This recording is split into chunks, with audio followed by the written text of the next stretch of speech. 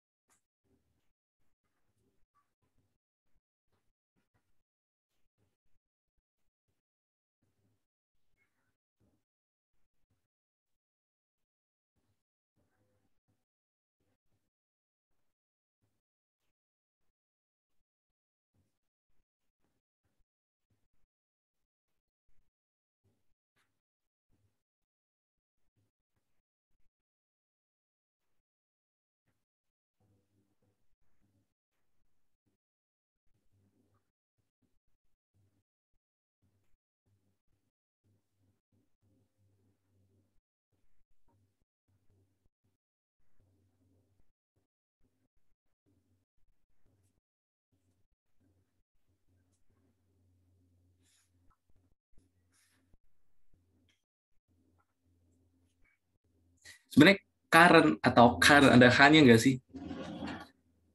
Terus nanya, ada H atau enggak?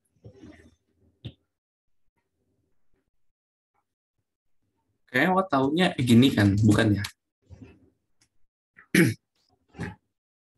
Jadi awal-awal pas meeting kemarin join juga, oh ada. Oh, cuma kan terbiasanya, oh, enggak ada H ya, Karen. Oke, oke. Random question.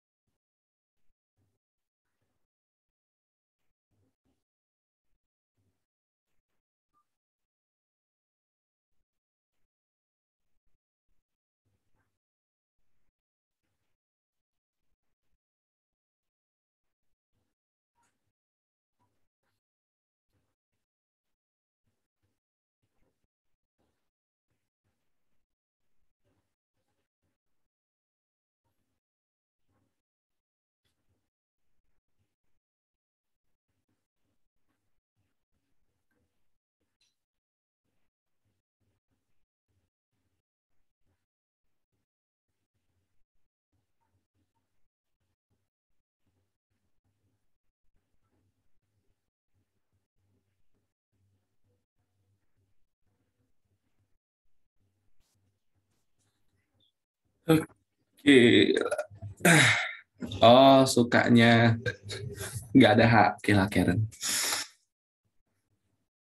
Hari ini kita bahas physics. BTW serasa udah tua ya, sebentar lagi udah semester 3. Karena ada muncul kalender pendidikan di 2022, 2023.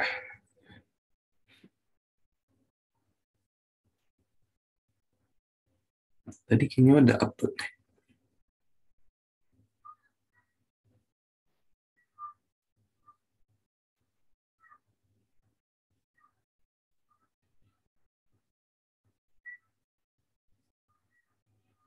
Oh, ini ada.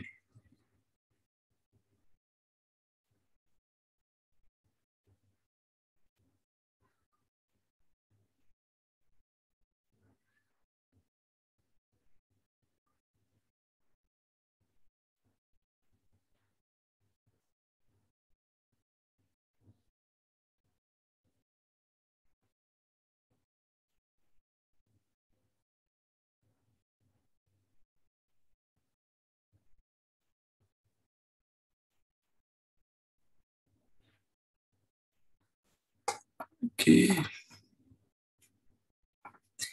Semoga ya, Karen. Eh, Hari ini kita belajar usaha dan energi ya. Usaha dan energi. Ya, apa ketebalannya? Emang apa sih hubungan antara usaha dengan energi? Ada yang tahu nggak? Coba deh, dari definisi dulu usaha. Usaha itu apa? Apa itu usaha? Dari definisinya dulu.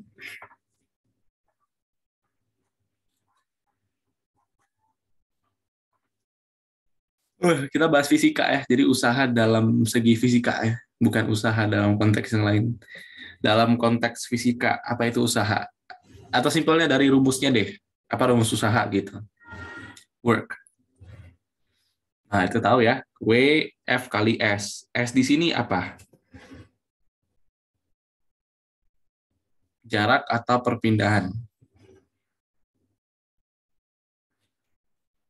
S di sini jarak atau perpindahan. Perpindahan. Berarti harusnya F dikali, ya boleh S sih, terserah ya. Tapi harus tahu kalau delta S di sini atau F kali S itu menyatakan apa perpindahan. Jadi perpindahan beda ya, sama dengan jarak beda ya. Makanya usaha itu satuannya apa? Besaran apa? Usaha besaran skalar atau vektor?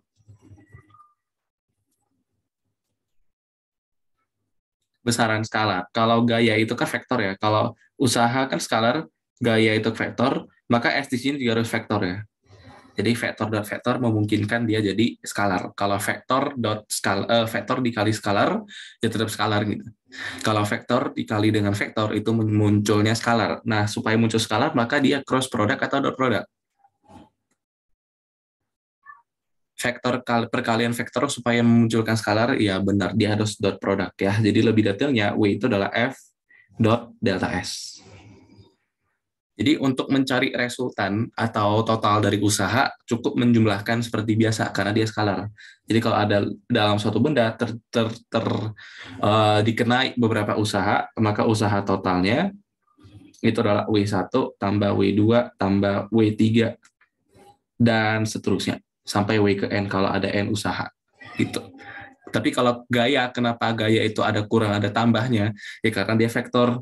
Jadi sebenarnya penjumlahan vektor itu, kalau vektor kan ada arah ya. Jadi dia bisa negatif, positif, negatif, positif.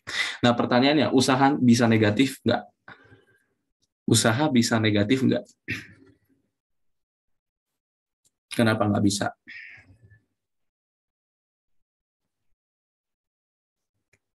Karena skalar. Tapi dalam teorinya nanti, usaha dalam teorinya nanti, walaupun dia skalar, bisa dia bernilai negatif. Oke, sekarang mau nanya lagi. Apakah sesuatu yang besarannya skalar itu selalu positif? Selalu nggak? Contoh. Ya karena ada bilang usaha bisa negatif ya. Tapi kalian tadi berargumen kalau usaha bisa negatif nggak? Enggak. Kenapa? Karena skalar. Berarti kalian menganggap kalau sesuatu yang semua besaran skalar itu positif. Berarti enggak. Benar, mana yang benar nih? Besaran skalar bisa negatif nggak? Ya bisa, contohnya usaha ya. Nanti yang paling paling eh, apa ya, paling gampang kalian pahamin itu ya suhu. Suhu itu vektor atau skalar? Suhu atau temperatur sama nih. Vektor atau skalar suhu tuh? Skalar. Suhu bisa negatif nggak? Ada nggak suhu yang negatif? Ya ada, gitu ya. Jadi ada skalar yang nilainya negatif. Ya contohnya apa? Suhu kan yang paling kalian bisa bayangkan itu kan suhu. Ya jadi nggak semua skalar itu nilainya positif. Ya besaran skalar juga bisa negatif. Cuman yang membedakan tuh apa? Ada yang tahu nggak? Terus buka lampu bentar ya. Gelap dah.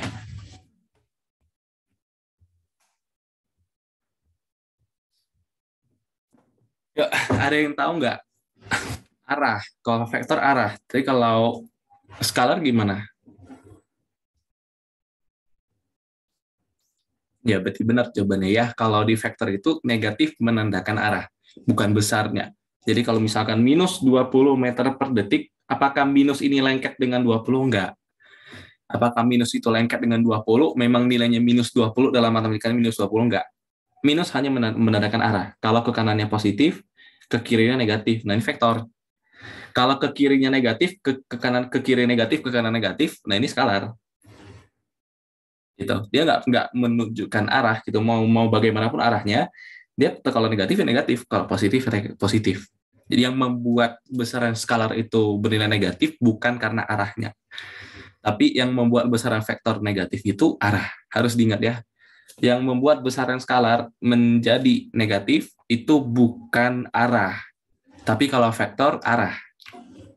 Itu ya, jadi harus pahami konsep itu. Besaran dan saat itu kan sebelum belajar vektor, sebelum belajar kinematika, dinamika itu kan dikenalin dulu kan besaran dan satuan.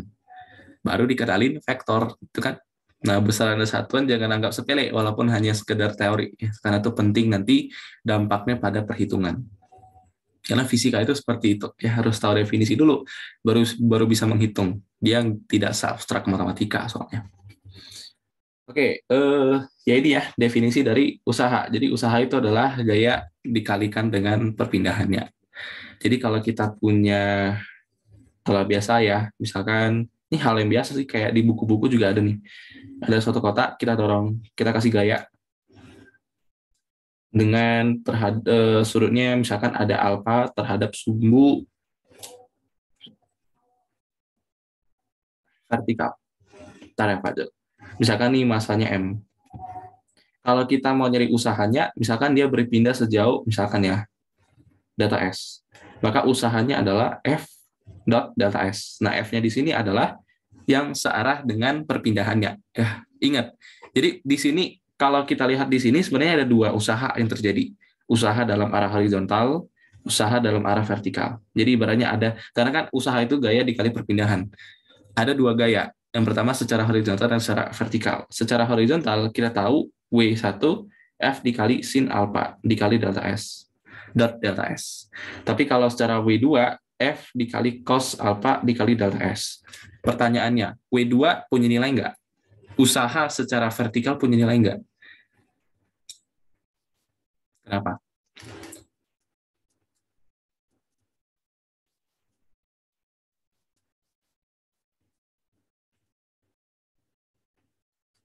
Kenapa secara vertikal tidak bernilai?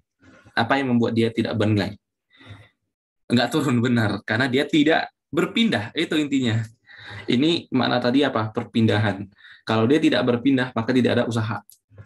Yaitu ada agak sedikit melenceng dari definisi usaha di sehari-hari ya. Misalkan kita udah lari di tempat kan berusaha juga kok iya, tapi dalam fisika konteksnya nggak seperti itu. Dalam fisika terjadinya usaha ketika adanya perpindahan. Gitu ya. Jadi W2 nilainya 0 karena apa? Tidak berpindah. Karena apa? Delta S di sini nilainya 0. Jadi W total, ingat usaha itu skalar. Jadi W total itu adalah W1 ditambah W2. W1-nya adalah si F dikali sin alpha dikali delta S ditambah 0. Gitu. Jadi W total itu adalah F dikali sin alpha dot delta S. Jadi jangan langsung menganggap kalau usaha itu harus sejajar dengan perpindahan ya. Tidak seperti itu. Tapi kenapa definisi di sekolah-sekolah itu atau di belajar fisika secara umum tuh, kenapa usaha itu ada kalau dia searah dengan perpindahan benda? Ya karena supaya dia berpindah. Karena definisi dari usaha apa? Gaya dikali perpindahan. Kalau ada perpindahan baru ada usaha. Kalau tidak ada perpindahan tidak ada usaha. Apakah selalu atau apakah jadi definisi kalau usaha itu harus searah dengan perpindahan? Ya enggak. Apakah kita kasih gaya ke sini, apakah usaha itu hanya harus ketika benda bergerak? Kan enggak. Benda diam kalau kita kasih gaya, ya dia juga punya usaha. Usahanya bernilai nol. Apakah dia punya usaha? Punya, nilainya nol. Atau tidak punya usaha ya kalau dalam matematika ya. Tapi dalam fisika nol itu juga suatu hal yang fisis ya. Itu. Sekarang Fajar nanya, menentuin dimensi MLT tapi nggak hafal rumus, cemana? Rumus apa?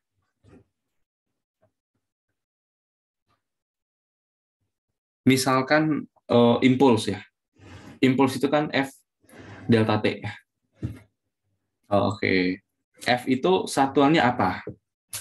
Ini definisi harus tahu. Newton. Kalau delta T perubahan waktu S. Harus tahu ini.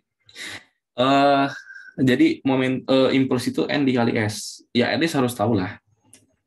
At least harus tahu rumusnya. Kalau nggak tahu rumusnya gimana kok hafal? Bukan hafal rumusnya tapi hafal satuannya. Sampai karena tapi kalau dibilang wajib ya enggak sih. Karena apa ya? Sampai kuliah pun konstanta semua diketahui. Ya, contohnya mu 0 itu 4pi dikali 10 pangkat minus 7 Tesla meter per ampere. Sebenarnya ini boleh dihafal atau boleh apa ya istilahnya, bisa dicari aja dari rumusnya. Yang ada mu 0 apa rumusnya ya? B ya. B itu kalau kawat lurus panjang berarus mu 0 dikali I per 2pi A kan ya. Nah, berarti mu 0 itu adalah B dikali 2pi kali A per I. Nah, lagi-lagi harus tahu kan kalau B itu Tesla. Tesla ini meter, arusnya ampere. Jadi boleh dihafal ini rumusnya, terserah kalian. Mau hafal rumusnya atau langsung hafal jadinya. Oh, mu 0 seperti ini. Oh, impuls N kali Newton second. Oh, momentum kilogram meter per second. Boleh hafal atau boleh hafal rumusnya. Kalau pribadi hafal rumusnya. Kalau konstanta seperti ini, hafal satuannya juga. Kayak misalkan gravitasi, ini gampang. 9,87 kali meter per detik kuadrat. Jadi gampang karena udah tahu, oh percepatan. Kan udah familiar ya, percepatan itu apa? Meter per detik kuadrat. Kalau momentum apa? M kali V. Nah, M itu udah familiar kilogram, V itu juga familiar meter per detik. Jadi kilogram meter per detik. Boleh dihafal atau kalau pribadi, kalau nanya apa pribadi pakai hafal rumusnya. Karena rumus itu baru nanti perkecil lagi. Oh, kalau massa seperti ini, V seperti ini. Gitu. Kalau ditanya, oke ya, kalau satuan dari I, ya juga langsung mikirnya rumus dulu. Emang I satuannya, rumusnya apa? Ya, ini hal dasar lah, ibaratnya gitu. Harus tahu lah. Semua orang juga harus tahu kalau P M kali V, I F kali delta T itu hal yang mendasar, sama kayak V S per T gitu loh. Ya ada hal yang mendasar dan enggak. Dibilang wajib enggak, tapi lama-lama bakalan hafal sendiri ya. Gitu. Oke, ini usaha, definisi usaha, baru kita lanjut ke tentang energi. Nah, energi yang kita bahas di sini terbatas tentang energi mekanik saja. Energi mekanik itu ada banyak ya kalau mekanik gitu, tapi lebih dipersempit lagi. Kalau di sini kita bahas energi secara mekanik itu ada dua.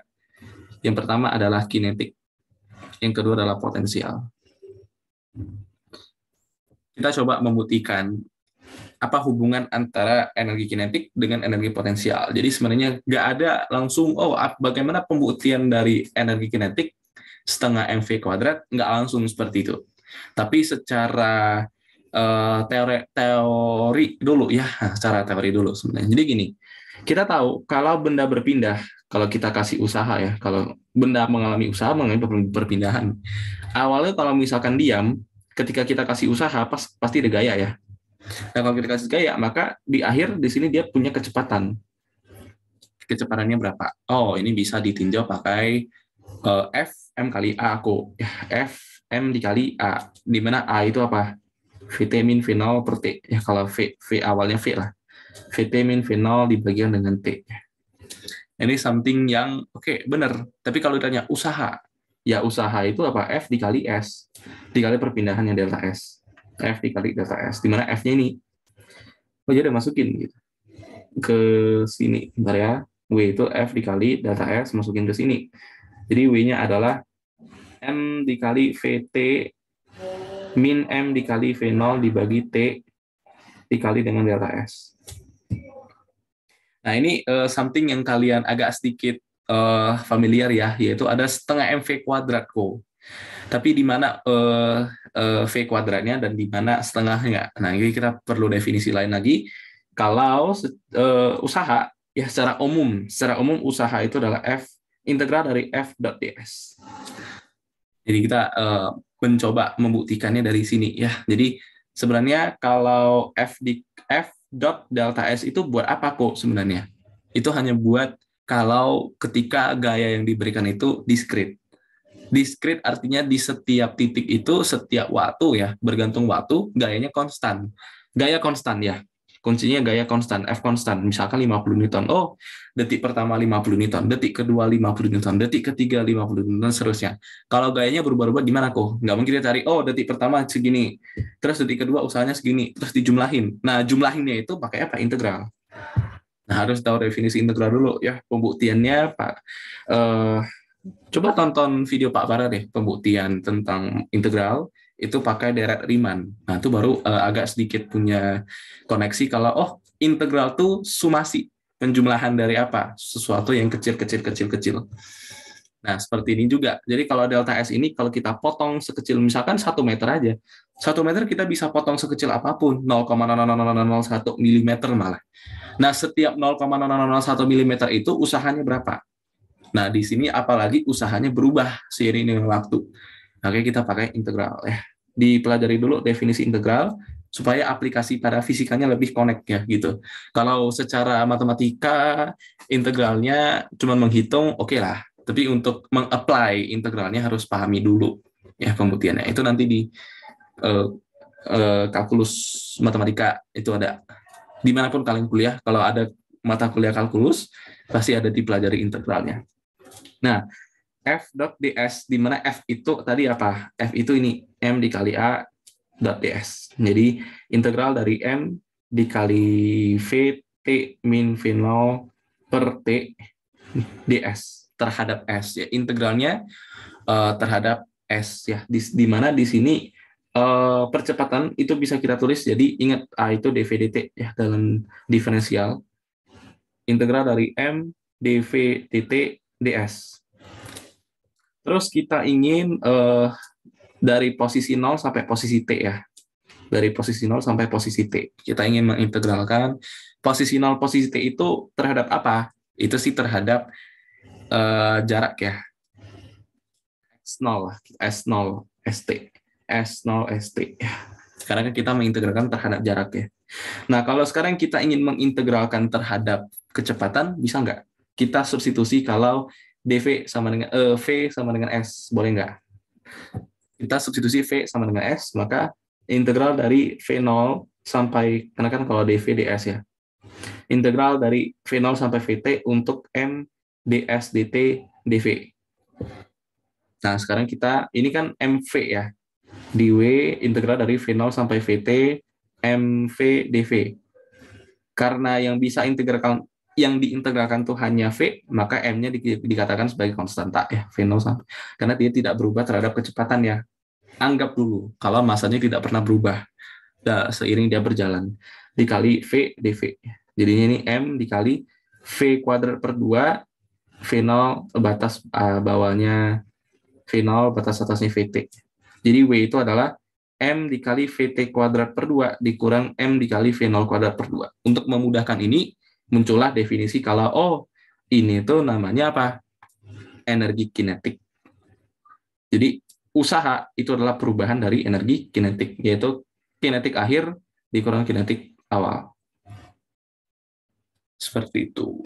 Ya, jadi segala definisi yang kalian punya di SMA, misalkan F I impuls, impuls juga integral. Impuls itu sebenarnya integral dari F dt, integral dari gaya terhadap waktu. Gaya terhadap waktu. Jadi setiap waktu itu gayanya berapa sih? Dia berubah seiring terhadap waktu. Itu namanya impuls. Nah, kalau usaha itu gayanya berubah seiring terhadap jarak. Tapi kenapa kalau di SMA tuh F kali delta S doang? Ya, itu berasumsinya kalau gayanya konstan. Gitu. Karena kita bisa mengintegralkan sesuatu kalau dia punya variabel terhadap, misalkan di sini F, integralnya terhadap ds. Berarti at least kita harus punya fungsi F terhadap S. Fungsi F misalkan 2S kuadrat dikurang S. Jadi kalau ditanya usahanya berapa? Ya berarti integral F ds. Nah ini kan kayak yang kalian pelajari di SMA. Nah itu bisa, karena cuma menghitung. Nah kalau apply ke fisikanya harus tahu definisinya dulu. Jadi integral dari 2S kuadrat min S ds. Jadi usahanya adalah 2/3 S pangkat 3 min setengah S kuadrat. Nah, ditanya, ini kan usaha di setiap waktu, di setiap posisi. Kalau ditanya, pada posisi S sama dengan 1 meter, usahanya berapa? Oh, masukin. W 1 meter, sekian. Ditanya, usaha pada S 2 meter. Oh, berarti usaha pada 2 meter, sekian. Jadi sebenarnya lebih umumnya lagi, tidak ada sesuatu yang cenderung ya bukan cenderung ya, tidak ada sesuatu yang benar-benar konstan ya. Tapi kalau secara matematika, hal kecil-kecil sekali kalau kita bisa memotong sekecil mungkin, sampai atom paling kecil bisa kita potong lagi, itu pasti konstan. Itu secara murninya matematika. Contohnya ya garis singgung. Ya, konsep dari garis singgung itu menyatakan apa? Makanya garis singgung itu apa? Turunan. Karena apa? Ketika kita membelah kurva sekecil mungkin, kurvanya mereng nih. Setiap, misalkan X kuadrat ya. Ini kurvanya mereng. Tapi kalau kita belah dia sekecil mungkin, kecil banget sampai nggak bisa lagi kita belah-belah lagi, dan nggak tahu lagi itu bakalan ada nggak ya sesuatu yang nggak bisa dibelah lagi. Tapi kayaknya nggak mungkin. Sesuatu infinite itu ada kalau dalam matematika ya. Kalau dalam fisika masih belum ada. Karena kecepatan tercepat itu bukan tak hingga. Kecepatan tercepat berapa? Dalam fisika kecepatan yang paling cepat berapa? Ya berapa nilainya? 3 kali 10 pangkat 8. Intinya apa? Bahkan sesuatu yang cepat pun punya nilai. Jadi konsep ketahinggaan di fisika itu masih belum ada, tapi dalam matematika itu ada. Jadi ketika dia lengkung seperti ini, kalau kita belah kecil, potong kecil-kecil, sekecil-kecil banget, pasti dia lurus gitu. Karena kita melihat satu titik doang. Gitu. Itu dalam matematika. Ya. Dan apply-nya adalah ke fisika dikit. Sampai sini paham ya? Kalau sebenarnya energi kinetik itu dari mana sih? Asalnya dari sini. Ya. Dari ada MVT kuadrat per 2, ada MV0 kuadrat per 2. Nah, itu dijadikan sebagai suatu definisi, yaitu apa? Energi kinetik.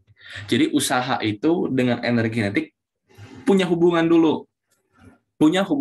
Oh, W itu dengan ini 2 biji ini sebenarnya. Dengan 2 biji itu sebenarnya ada hubungan dulu. Baru supaya memudahkan, muncullah definisi baru, yaitu apa? Energi kinetik. Ya, jadi usaha itu juga sebenarnya energi kinetik. Bisa kita tulis sebenarnya setengah MV kuadrat saat apa? Kasus khususnya bisa dibilang gitu.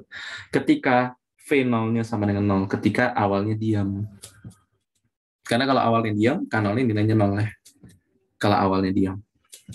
Gitu. Ya, sampai sini Pak. Ini EK sama ya. Mau EK di sini EK lah tulis, biar nggak bingung. Kalau di buku-buku itu tulis KE, ada K doang. Kinetic energy. Kalau potensial U. Tapi kalau di bahasa Indonesianya EKEP gitulah ya. Itu untuk energi kinetik. Nah, sekarang kalau energi potensial gimana? Nah, kalau potensial biasa ada hubungannya tentang apa? Konfigurasi posisi. Konfigurasi artinya mengenai posisi. Jadi kalau ada perubahan ketinggian atau ada perubahan ketinggian lah konfigurasinya ya, maka dia punya energi potensial. Nah, kita kaitkan dengan usaha. Ini simple.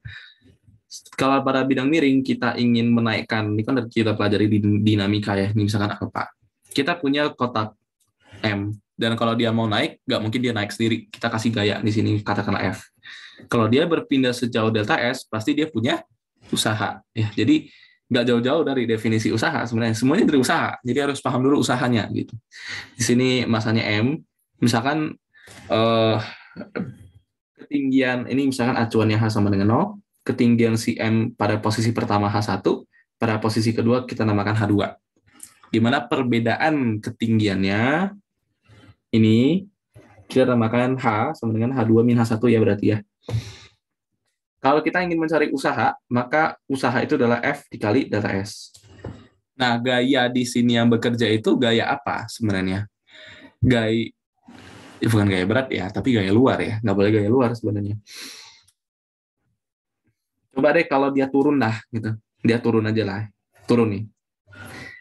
Kalau ada gaya luar, nanti usaha oleh gaya. Itu konsep lagi ya, konsep lain lagi, gaya konservatif dan gaya non-konservatif. Ini kita katakan nggak ada gaya luar dulu. Katakanlah dulu ya.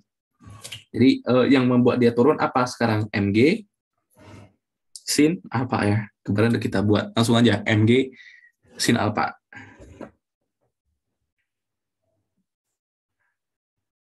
Ntar ya mikir dulu. Salah nggak ya nanti? Kalau F-nya itu F itu Mg sin alpha dikali perubahan ketinggiannya. Perubahan ketinggiannya berarti H2 min H1.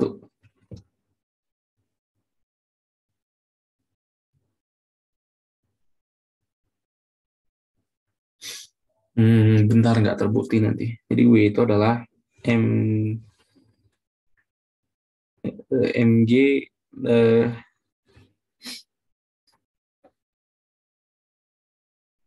Mg H2 sin alpha min Mg H1 sin alpha.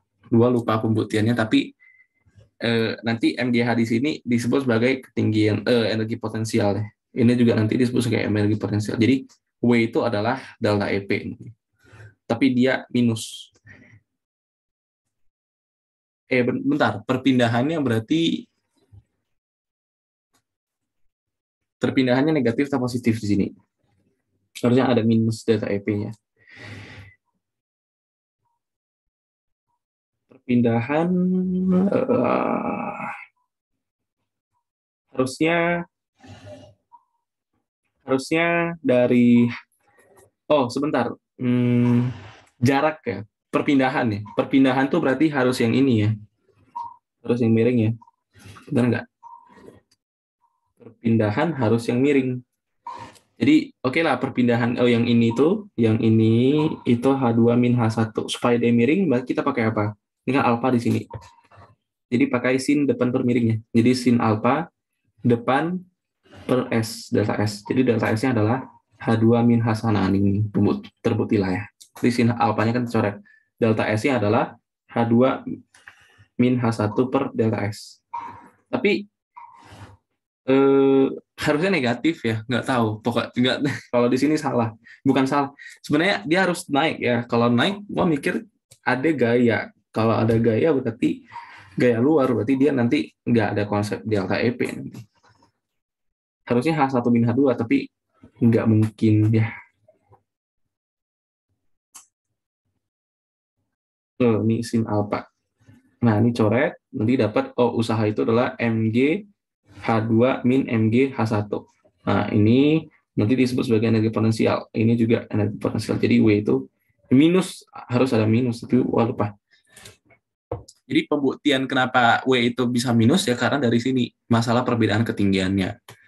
Gitu. Tapi ini hanya berlaku di mekanika doang ya. Kalau usaha untuk kelistrikan, misalkan usaha atau energi potensial itu kalau usaha ya, kalau di ini ya, di kelistrikan, di listrik statis, misalkan usaha untuk memindahkan muatan ini ke dalam suatu konfigurasi, suatu muatan-muatan lah, gitu. Usahanya berapa? Nah itu beda lagi, nggak boleh pakai minus delta EP lagi, beda konsepnya, karena EP di sini MGH, kalau EP yang di kelistrikan itu kaki per R. Kaki per R. Jadi itu beda, jangan disamakan. Itu. Jadi intinya energi itu sebenarnya juga asal muasalnya dari definisinya dari apa? Dari usaha. Di mana W itu integral f.ds untuk sesuatu yang kontinu. Kalau untuk sesuatu yang diskrit, ya kalau ini kita pakai contoh yang diskritnya, jadi nggak pakai integral. Kita anggap gayanya konstan. Karena kenapa gayanya konstan? Karena dia gayanya gaya berat. Masanya kita anggap tidak berubah, maka gayanya konstan. Kalau gayanya konstan, kita nggak perlu pakai integral. Kasus khusus dari integral itu ya diskrit. Integral itu digunakan untuk menghitung apa? Sesuatu yang kontinu, ya, yang setiap titiknya tuh berbeda-beda, itu kontinu. Makanya kalau kalian lihat di soal kesetimbangan dinamika rotasi, batang pejal atau bola pejal homogen. Homogen artinya apa? Artinya masanya terdistribusi sama. Jadi di setiap titik itu masanya sama. Misalkan di sini batang batang panjang, batang lurus gitu.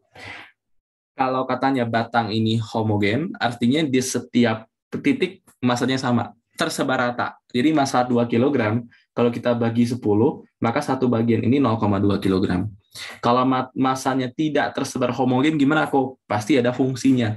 Fungsi terhadap apa? Jarak.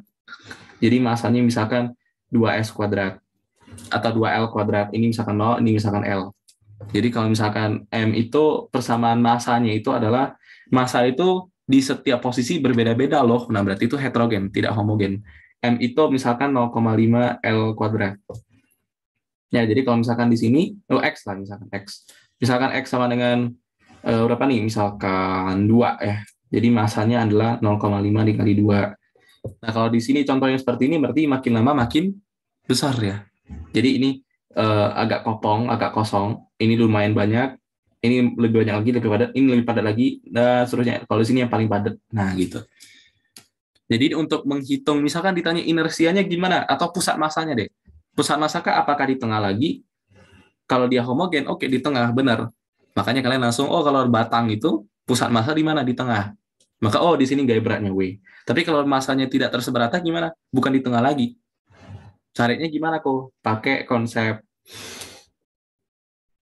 pusat massa itu bisa dicari pakai X PM, M1 dikali X1 ditambah M atau sigma ya, sigma M, sigma N atau I sama dengan 1 sampai N, MI, XI, ini cuma notasi doang, sebenarnya M1, R1, M2, X2 gitu.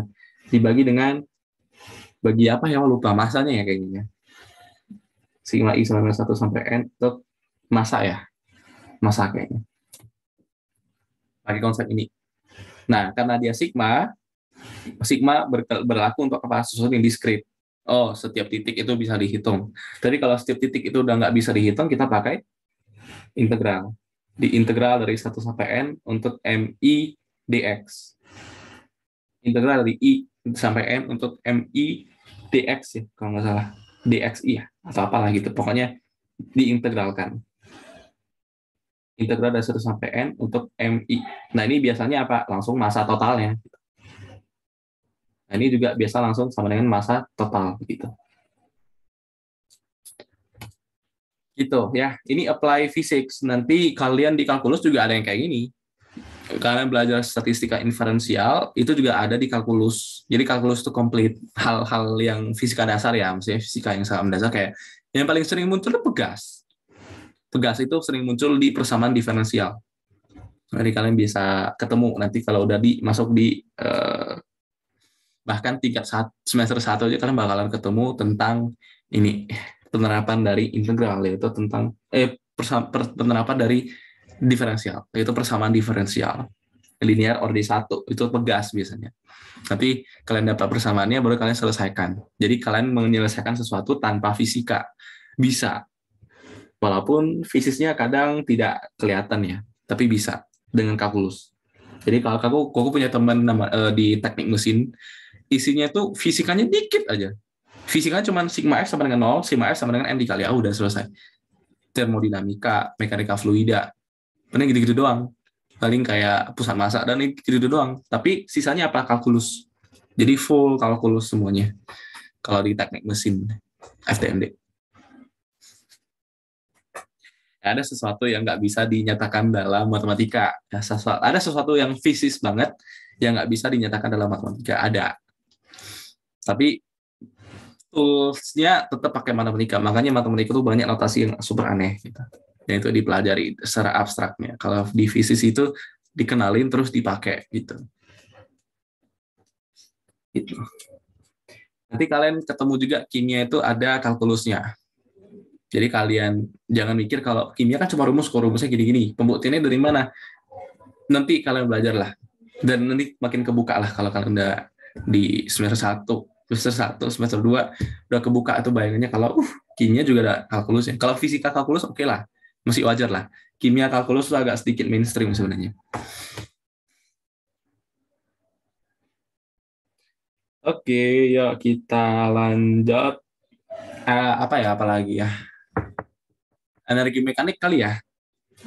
Oke, energi mekanik. Jadi gini, dalam suatu sistem, kalau suatu benda mengalami perubahan energi kinetik, atau katanya perubahan kecepatan, boleh, dan suatu benda mengalami juga dalam hal yang sama, dalam suatu saat yang sama, dia mengalami perubahan energi potensial atau mengalami perubahan ketinggian. Maka kita tulis, oh, pertama dia mengalami delta EK. Kedua, dia mengalami minus delta EP.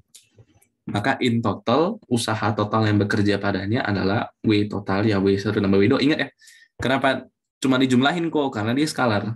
Ya, usaha itu skalar. W1 tambah W2 sama dengan delta EK minus delta EP. Nah, kita juga harus punya satu konsep dulu sebelum masuk ke sini ya, sebelum masuk ke energi mekanik kayaknya. Dan hukum kegagalan energi mekanik. Kita harus punya konsep tentang usaha itu dilakukan oleh gaya, benar. Karena dari definisinya WF kali delta S. Nah, gaya itu ada yang menyebabkan usahanya nol, ada yang menyebabkan usahanya tidak nol. Ada di kasus tertentu. Contoh, nah itu dibedakan dua, yaitu contoh langsung, contoh baru nanti Wah kasih tahu namanya apa. Misalkan kita melempar bola ke atas, ini simple, kinematika simple. Dari awal kita kasih kecepatan V ke atas. Kalau di awal, kita anggap acuan awalnya itu H sama dengan 0. Pada saat dia mencapai titik tertinggi, misalkan di sini, kita namakan H. Nah, usaha di titik pertama, usaha di situ nggak bisa ya. Langsung aja ya, usaha itu kalau kita lihat dari sini, usahanya apa sih? Usahanya itu usaha total ya. Berarti usaha, gimana tulisnya ya? Saat dia di sini, maka dia nggak punya usaha ya. Usahanya nol. Atau energi potensialnya nol. Energi potensialnya nol. Saat di sini, energi potensialnya apa? MGH. Saat dia balik lagi ke titik semula, oh, oke. Gini. Naik dan turun ya. Pada saat naik, dia punya usaha. Usahanya apa? Minus delta EP ya. Ya, jadi W-nya adalah minus MGH. Nah, kalau dia pas dia turun, W itu juga minus delta EP. Tapi di sini harusnya dia nilainya positif, MGH. Kenapa kok? Karena perpindahan nih. Masalah perpindahan. Jadi perpindahan itu yang kayak tadi dibuktikan di atas itu, perpindahan itu sebenarnya punya arah karena dia vektor. Perpindahan itu vektor, dia punya arah. Kalau dia berpindah ke atas dia positif, berpindah ke bawah dia harusnya negatif. Atau di sini boleh kalian berargumen kalau kan gravitasi kok. Boleh juga, nggak masalah sih. Yang penting satu positif, satu negatif. Nah, W totalnya berarti kalau dia W naik, ditambah W turun nih. Suatu benda mengalami dua usaha sekaligus. Dari titik awal sampai titik ini ya. Kata kuncinya adalah awal dan akhir. Kita fokus pada kondisi awal dan fokus pada kondisi akhirnya. W naik awalnya ya. Nah, itu dia minus MGH. Pas dia turun, MGH. Jadi W totalnya jadi berapa? 0. Kalau usaha totalnya itu sama dengan 0, maka usaha ini dilakukan oleh gaya konservatif. Arti conserve apa? Conserve itu kekal ya. kata lain dari kekal itu bisa conserve. Arti kekal apa? Ya hafal aja lah. Kalau kekal itu artinya nol. Kalau kita punya usaha yang seperti ini, usaha total yang menyebabkan gaya yang menyebabkan usahanya menjadi usaha total yang menjadi nol, itu kita namakan sebagai usaha oleh gaya yang konservatif. Di sini gaya yang bekerja pada benda ini apa? Gaya berat, Mg. Jadi kita bisa tahu kalau gaya berat itu gaya yang conserve. Dia membuat usaha totalnya menjadi nol. Contoh gaya yang kalau ada gaya konservatif, kalau ada gaya yang menyebabkan W totalnya jadi nol, ada nggak gaya yang menyebabkan W totalnya tidak menjadi nol? Tentu ada. Contohnya apa? Ada yang tahu nggak?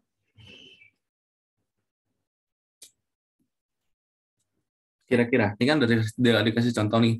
Oh, kalau gaya berat itu kalau naik dia positif, ke bawah dia negatif. Jadinya apa? Jadinya eh, ya ini masalah perpindahan sebenarnya. Perpindahan kan delta H, delta S, delta H. Berarti ini H dikurang 0, positif. Kalau positif kali min ya tetap minus. Kalau ini 0 dikurang H, nah negatif. Negatif kali negatif positif. Jadi argumennya perpindahan nih, karena dia vektor. Vektor pasti punya arah. Gitu. Nah contoh, kalau dia tidak 0, apa coba? Usaha oleh gaya apa? Gaya apa yang ujung-ujungnya nggak bakalan 0? Selalu punya besar. Kalian tahu?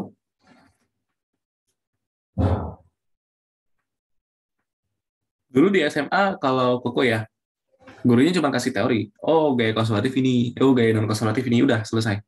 Tinggal, EP, MDH, pakai EM, EK1, EP1, EK2, EP2. Udah. Itu doang kan usaha energi. Nggak susah kan?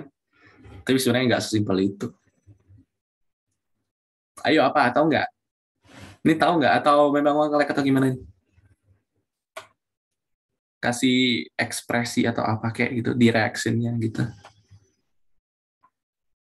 No idea, oke. Okay. Tapi tahu nggak istilah gaya konservatif dan gaya non-konservatif, tahu nggak? Tahu ya, oke. Okay. Cuman nggak, oke, nggak apa-apa. Pernah dengar. At least tahu lah ya, jangan sama sekali nggak tahu. Oke, satu lagi gaya non-konservatif namanya. Contohnya apa? Gaya gesek. Gimana kok gaya gesek bisa menyebabkan usaha totalnya tidak nol? Ya ambil contoh aja, misalkan ini ada meja nih, supaya gampang kelihatannya. Nah, itu ada meja kira-kira gitu. Ada benda, kotak, kubus lah kita gambar ya. Nah, gitu. Ada kubus. Kita kasih gaya ke situ, sap, maka dia punya gaya gesek yang arahnya ke sini. Kita kasih gaya ke situ, maka gaya geseknya pasti ke sini, F. Saat dia di sini, pada di posisi akhirnya, nah, pada di posisi akhirnya, kalau kita dorong juga ke situ, karena ingat ya, konsep konservatif dan non-konservatif, posisi awal dan posisi akhir. Jadi awal harus balik ke akhir ya. Itu intinya konservatif dan namanya juga conserve, artinya kekal ya. Jadi awal akhir. Jadi kalau dia ke situ maka gaya geseknya ke situ. Kita lihat usaha oleh misalkan dia berpindah saja di delta S. Usaha oleh si gaya gesek ini. Usaha oleh gaya gesek Pak saat dia ke atas lah ya. Kita anggap ke atas, kita anggap ke bawah. W total itu berarti W atas ditambahkan dengan W bawah. Kita abaikan dulu gaya luarnya. Ini F ini gaya luar. Kita abaikan gaya luarnya dulu. Fokus pada gaya gesek. Pada saat dia ke atas, karena gaya gesek itu berlawanan dengan perpindahan. Nah, jadi gini. Ingat tadi definisi kalau kita punya usaha harus, nggak harus sih, tapi kalau dari yang diajarin di sekolah tuh harus searah gitu loh. Jadi kalau nggak searah gimana? Pasangan searah, makanya proyeksi ke searahnya. Tapi kalau dia kayak gini gimana kok? Kalau gaya gesek gimana? Nah, itu. Bendanya ke situ nih, pergerakannya ke situ. Tapi gesekannya ke sini. Nah, F aja lah, kecil ya. Nah, gimana untuk mencari usahanya? Misalkan dia berpindah sejauh delta S sampai di sini. Nah, gimana untuk mencari usaha? Ya, usaha tetap F dikali delta S. Ya udah, sudut antara dia kan bergerak ke situ. Terus gaya geseknya ke situ. Maka sudutnya berapa? 180 derajat. Berarti dikali sin atau dikali cos? Kalau dot product, ingat F dot ds. Kalau dot sin atau cos. Dot product sin atau cos. Vektor dot vektor. Masa sih nggak ada yang tahu? Kemarin kita baru bahas vektor kan? Vektor dot vektor. Cos ya, dia gue benar. Kalau aja lupa. Dot. Jadi ingat ya, kalau di definisi awal F W itu F dikali delta S. Kenapa kita pakai dot? Karena gaya itu vektor, delta S juga vektor, dan usaha itu skalar. Nah, supaya skalar, maka kita harus kalikan dengan dot product. Dot product itu kosinus. Perkalian vektor dengan vektor yang dot product itu kosinus. Kalau dia cross product, itu sin. Ya, nah jadi F dot ds itu dikalikan dengan sin 180 derajat. Walaupun sama-sama, mengapit 180 kok. Iya, mengapit. Yang mengapit apakah selalu cos? Enggak ya. Karena di sini vektor dot vektor ya. Jadi abaikan yang proyeksi kayak gitu-gitu, jangan dipakai ya. Karena di sini apa? Pakai konsep perkalian vektor ya gitu. Nah, jadi sin 180 berapa? Cos ya. Dot cos ya. Kalau cos 80 berapa? Minus 1. Jadi min F dikali delta S. Inilah mengapa kalau usaha oleh gaya gesek itu negatif. Bukan, ya bisa jadi hafalan kalau gaya dengan perpindahannya tidak searah, maka nilainya usahanya negatif. Tapi usaha negatif, apa karena arahnya? Enggak. Karena konsekuensi dari apa? Konsekuensi dari perkalian dot. Itu. Jadi usaha negatif punya definisi yang khusus enggak? Enggak. Apakah usaha menguntungkan? Menguntungkan usaha enggak juga kan? Sama-sama melakukan usaha. Sama-sama gayanya, misalkan kita kasih gaya ke kanan, misalkan F itu sebesar dengan, misalkan di sini 10 Newton, gaya-gayanya juga 10 Newton. Nah, dia nggak bekerja ya, karena dia diam. Apakah usahanya sama-sama menguntungkan? Ya enggak juga. Sama-sama merugikan? Enggak ada untung, nggak ada rugi di sini. Gitu. Jadi negatif di sini masalah apa? Masalah dot product. Dot product dari vektor, nah pasti vektor dot vektor ya. Gitu. Nah, jadi kalau dia ke atas maka minus F ds delta S. Yang ke bawah juga sama. Minus F delta S. Jadi ujung-ujungnya W totalnya adalah minus 2F dikali delta S. Itulah mengapa kalau nanti kalian kerjaan soal, ada gaya gesek. Kalau ada gaya gesek, maka hukum kekekalan energi mekanik tidak berlaku. Pertanyaannya kenapa? Itu loh. Kalau kalian kerjaan soal, ada gaya gesek nih. Kalau ada gaya gesek, maka tidak berlaku hukum kekekalan energi mekanik. Tapi kenapa? Nah, ini harus dibuktikan. Baru kalian tahu kenapa nggak boleh pakai HKM. Karena gayanya bukan oleh gaya yang bukan oleh gaya yang konservatif, tapi oleh gaya non konservatif. Kalau yang tidak, W totalnya tidak nol. Kalau W totalnya tidak nol, maka gaya yang bekerja untuk melakukan usaha ini gaya non konservatif. Tidak konserv, tidak nol. Dari awal balik lagi ke titik akhir, dia tidak konserv gitu. Ya, kalau usaha totalnya tidak nol, maka gaya yang dilakukan adalah gaya yang non konservatif. Nah, untuk kasus khusus lagi nih, dikhususkan lagi. Kalau gaya konservatif, ingat tadi, usahanya nol. Nah, usahanya apa? Secara umum, kalau misalkan, tadi mau bilang ini ya, kalau suatu benda mengalami perubahan energi kinetik dan energi potensial pada waktu bersamaan, maka W totalnya apa? Ada delta EK, W1 ditambah W2. Nah, W1 kita anggap delta EK, W2-nya min delta EP. Nah, delta EK berarti K2 min K1 min U2 plus U1. U2 min U1 gitu ya. Berarti K2 min K1 min U2 min plus U1 sama dengan 0. Jadi, aku salah ya.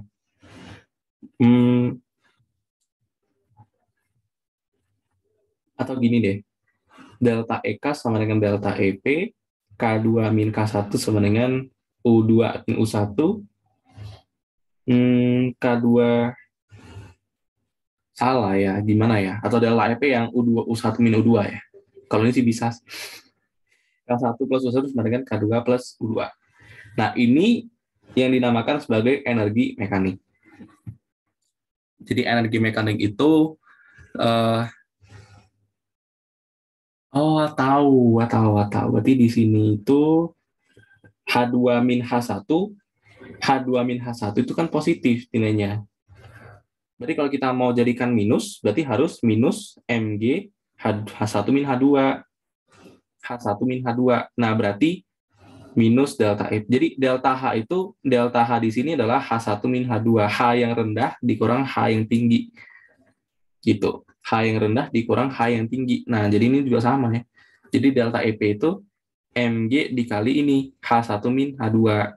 Ini minus. Makanya U1 min U2. Gitu. Jadi K1 plus U1 ini namanya kekekalan energi mekanik. Kalau apa? Nah, ingat, kalau konsekuensi dari apa? Konsekuensi dari energi gayanya konservatif. Makanya kalau ada gaya gesek ini tidak berlaku. Tidak berlaku kalau gayanya oleh gaya atau usahanya oleh gaya non konservatif. Karena apa? Karena ini kasus khususnya dari gaya usaha oleh gaya konservatif. Makanya kalau di sekolah itu kenapa kalau hukum kekekalan energi mekanik tidak boleh dipakai kalau ada gaya geser. Kenapa? Iya, dari konsep ini dulu. Pahami dulu gaya konserv dan gaya non konserv. Nanti baru muncul rumus yang seperti ini. Sampai sini paham? Sudah tercerahkan belum? Sudah paham belum? Yang lain gimana? Karen gimana? Dio gimana? Ini materi kelas 1 loh. Kalian pas baru-baru udah dinamika, oh masuk usaha energi ya ini. Dia nggak kayak SMP, oh EK setengah MV kuadrat, udah, EP, MGH, udah. Karen ngantuk. Stephen paham nggak?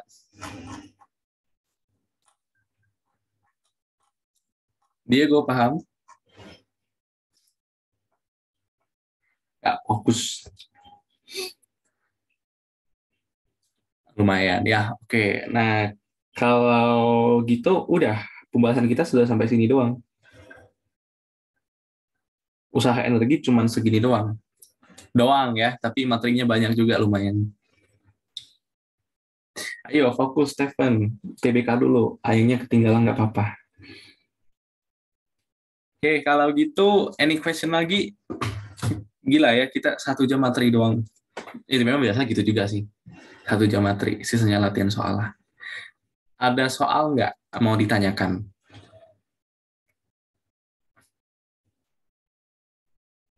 Ya ada, semua ada. Kalau di mekanika semua berhubungan kok. Nanti sampai di fluid, ya fluidnya juga mekanika sebenarnya. Peluru yang dari pesawat ada bahas, itu di gerak parabola kalau nggak salah.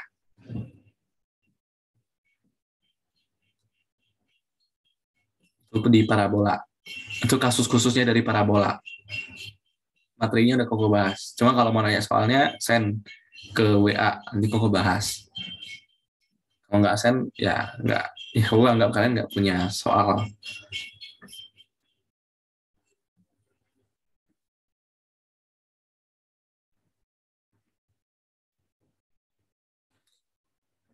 Beda apa dengan relativitas?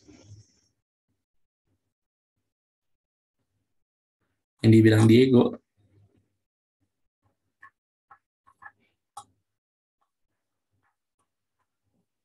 Bedanya gini loh, konsep relativitas itu cuman sekedar ini aja yang ditemukan Einstein itu Einstein ya.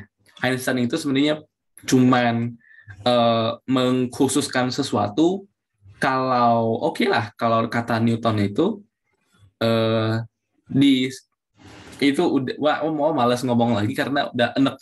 Karena minggu lalu udah bahas itu. Minggu lalu kalian boleh lihat YouTube tentang relativitas. Gitu. Karena mau ada bandingkan apa kata Newton, apa kata Einstein gitu. Jadi intinya adalah kalau benda bergerak cepat banget, dan kan udah diketahui itu dari Maxwell ya, persamaan Maxwell, ada 4 persamaan Maxwell, di mana nanti ujung-ujungnya dapat kecepatan cahaya, yaitu 1/akar dari mu 0 dikali epsilon 0. Masih ingat nggak mu 0? Makanya cahaya itu gelombang elektromagnetik. Ada elektrik, ada medan listrik, ada medan magnet yang saling tegak lurus. Merambatnya berdasarkan kaidah tangan kanan. Jadi mu 0 adalah permeabilitas ruang hampa, kemampuan sesuatu terjadi atau munculnya, potensinya muncul medan magnet. Mu 0 itu adalah 4pi kali 10⁻⁷ Tesla meter per ampere. Kalau nggak percaya, pakai kalkulator kalian, masukin nilai ini, pasti mendekati 300 juta. Epsilon 0 itu adalah 8,85 kali 10⁻⁻12 Newton meter kuadrat per kulom kuadrat, kalau nggak salah. Itu. Nah, coba kalian masukin ini, nanti kalian dapat C itu kira-kira ya 303 kali 10⁸ meter per detik. Dan sudah dibuktikan juga ya dari Einstein, ya emisivitas kalau epsilon 0. Dan dibuktikan Einstein juga kalau kecepatan tertinggi tidak ada yang bisa melebihi kecepatan ini. Namanya kecepatan cahaya. Dan itu yang diteliti Einstein. Dia mikir, oke, kalau orang beneran ya, berjalan atau berkendara atau apapun itu dengan kecepatan yang seperti ini, 3 kali 10⁸ meter per detik, itu bakalan apa? Nah, itu yang diteliti Einstein. Dan itu harus dibandingin dengan relativitas Newton dulu. Kata Newton, kalau lu malas ngomong, tapi intinya gini, kalau dalam kereta nih, ini kereta api, ini ya mobil lah apalah, ada orang di dalam. Kereta ke kanan 10 meter per detik, orang ke kanan 5 meter per detik. Jadi orang di luar, kita bandingkan ada 2 orang yang di dalam dan orang yang di luar. Orang di dalam melihat ini bergerak, misalkan si A, melihat si A bergerak dengan kecepatan 5 meter per detik. Why? Karena si yang orang merah di dalam ini bergerak pada kerangka acuan yang sama dengan si A. Kalau yang ini di luar, dia melihat, oh keretanya ke kanan nih, 10. Orang di dalam jalan lagi 5 searah, maka cepat kan ya? Jadi dia melihat si A, VA ya. Dia melihat kecepatan si A itu 15 meter per detik. Karena apa? Karena si ini bergerak terhadap kerangka acuan. Kalau orang di dalam ini yang warna merah, kita kasih nama lah ya, ini si A, nah. Ini si B, ini C ya, jadi VC di sini. Nah, jadi si B itu bergerak terhadap kerangka acuan. Kerangka acuannya dia di sini mobilnya, kerangka sebagai acuannya. Karena yang bergerak kan si acuan mobilnya kan. Nah, Pak, kalau tiga-tiganya diam, yang bergerak siapa? Mobil. Nah, mobil itu kerangka acuannya. Gitu. Nah, kalau si B di luar diam nih. Dia diam. Nah, berarti dia diam, tapi menurut si orang di mobil itu dia bergerak. Makanya si A, si B ini namanya bergerak terhadap kerangka acuan. Kalau si A kan di dalam mobil kan diam. Nah, berarti si A itu diam terhadap kerangka acuan. Makanya dia melihat si C ini sama-sama geraknya 5 meter per detik, nggak cepat, nggak lambat. Ini relativitasnya punya Newton. Simple. Tapi kalau kata Einstein, kalau ini udah mendekati kecepatan cahaya, nah kalau ada sesuatu yang berkendara dengan kecepatan cahaya, cahaya itu nggak bakalan bisa cepat, nggak bakalan bisa lambat. Contoh, misalkan kereta bergerak 15 meter per detik, kereta api nih, atau kereta apapun lah. Di depannya biasa ada lampu sen ya. Kalau dia memancarkan cahaya nih, pemancar cahaya misalnya lurus 3 kali 10⁸ meter per detik. Orang di luar seharusnya, kata Newton, harusnya kecepatannya V dari cahaya ini harusnya 3 kali 10⁸ ditambah 15. Tapi kata Einstein ini salah. Karena tidak ada kecepatan yang bisa lebih cepat dari kecepatan cahaya. Dari siapapun, baik orang di dalam, baik orang di luar, melihat, oh cahaya ini tetap 3 kali 10⁸. Walaupun keretanya bergerak secepat apapun. Walaupun keretanya bergerak sama kecepatan cahaya juga, 3 kali 10⁸ meter per detik. Apakah kecepatan ini 2 kali lipatnya? Enggak, sama. Itu kata Einstein. Implikasinya apa? Itu ada pada dilatasi waktu, ada kontraksi panjang, ada perbedaan massa, satu lagi kecepatan relativitas yang berbeda. Oh, kalau yang di sini gampang kok. Yang dilihat oleh B langsung aja tambahkan VC, VC ditambahkan dengan V mobil VM. Itu gampang kok. Tapi kalau di relativitas rumusnya nggak sesimpel ini lagi. Ada faktor namanya Laplace, yaitu 1/√1 V kuadrat per C kuadrat. Nah, gitu. Kalau mau lebih dalam tentang relativitas, lihat YouTube, wah, udah bahas tentang relativitas.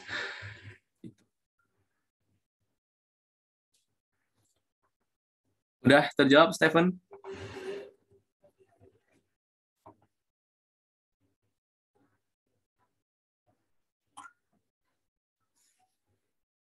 Nggak ada, cuma murni mau koleksi aja sih.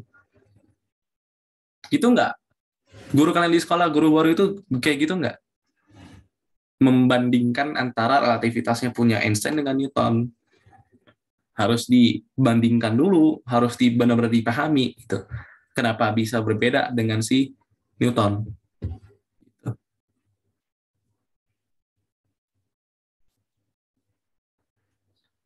Oke, ya. Ada lagi mau nanya apa lagi nih? Materi kita udah selesai. Usaha energi udah selesai. Jadi tahu kapan pakai relativitas kalau ada kata cah. Bukan karena gini loh. Topiknya itu relativitas khusus. Penggunaan kata menyatakan kalian paham atau enggak. Jadi Stefan sudah belum paham nih. Kapan pakai relativitas? Bukan. Relativitas itu ada di manapun. Relativitas itu ada di Einstein, relativitas ada di Newton. Kapan kita pakai relativitas khusus? Relativitas khusus yang tadi, yaitu mengenai kecepatan cahaya. Kapan kita pakai relativitas khusus? Kalau sesuatu berkendara dengan kecepatan maksimum yang ada di muka bumi ini, yaitu 3 kali 10⁸. Yes. Dipahami dulu tentang relativitas khusus.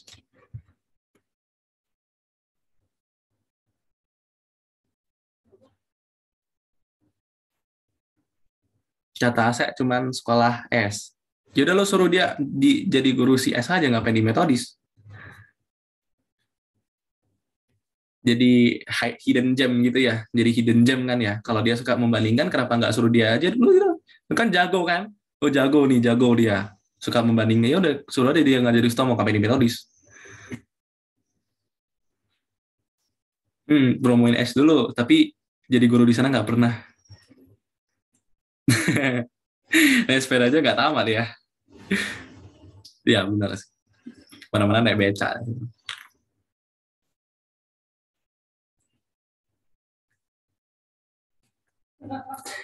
Ada question lagi? Kalau nggak ada, tutup nih. Iya, nggak bisa kayaknya. Gara-gara sepeda motor, gara mobil juga di rumahnya. Ya, oh mungkin karena itu dia nggak jadi metodis ya. Kalau Markus Tomo kan nggak bisa pakai sepeda.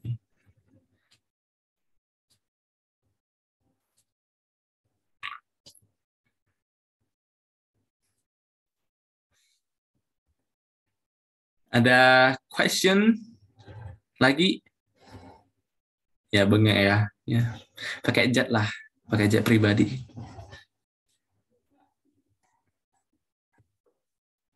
Oke, kalau nggak ada, kita tutup ya.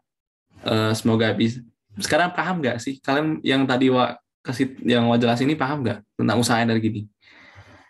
Udah paham? Sedikit paham? Lebih paham dari sebelumnya atau masih kayak biasa aja? Atau perlu latihan soal?